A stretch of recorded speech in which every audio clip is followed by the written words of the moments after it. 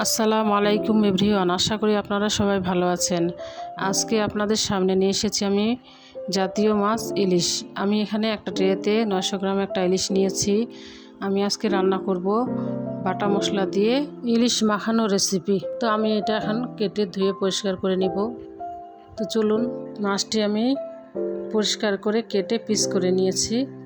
এখন এর সাথে আমি যে উপকরণগুলো ব্যবহার করব চলুন একটু দেখিয়ে দিই আপনাদের। আমি এখানে একটা বাটিতে 4-5টা পেঁয়াজ কেটে রেখেছি মোটা করে।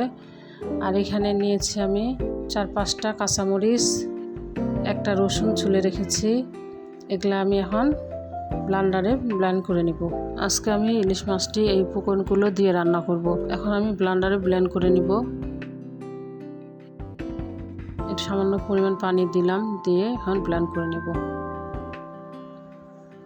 ব্লেন্ড করা হয়ে গেছে। এখন চুলায় একটি প্যান বসিয়ে দিয়েছি। এখানে আমি সব উপকরণগুলো ঢেলে দিলাম।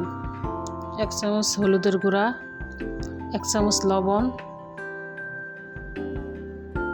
1 চামচ জিরার গুঁড়া, সামান্য পরিমাণে তেল দিয়ে হাত দিয়ে ভালো করে সব উপকরণ মেখে নেব।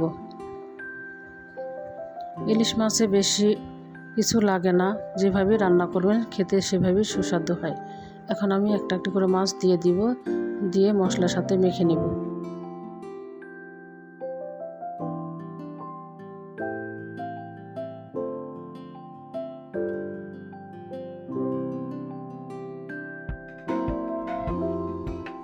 মাখানো আমার হয়ে গেছে।